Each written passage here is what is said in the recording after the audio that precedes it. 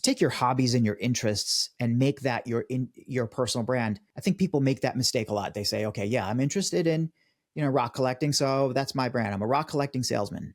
And okay, that's interesting maybe, but is that really useful to your business?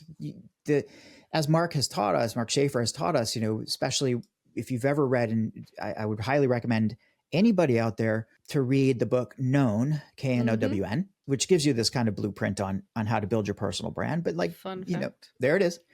The idea is to find not just your interest, but your sustainable interest. And that sustainable word that's important.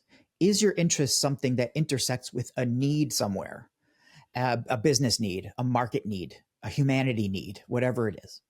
Where is it that your interest and the market needs kind of intersect? And that's where you start. That's not your brand. That's kind of where you start with your brand.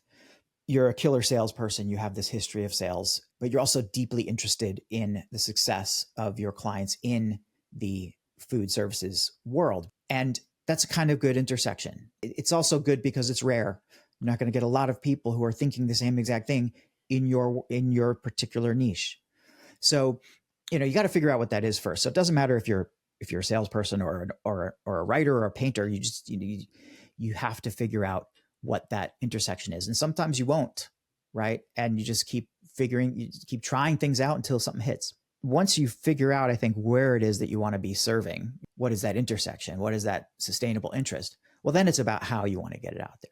What are your goals? What are your business goals? What are your personal goals? And then, you have to then employ strategy to figure out what the right approach is for you to develop your personal brand. Maybe you're the type of person that your personal brand needs to be developed in person at conferences and events, where you are out there talking to the right people but building over time with your audience. That's how your audience absorbs information. That's how you need to give them information.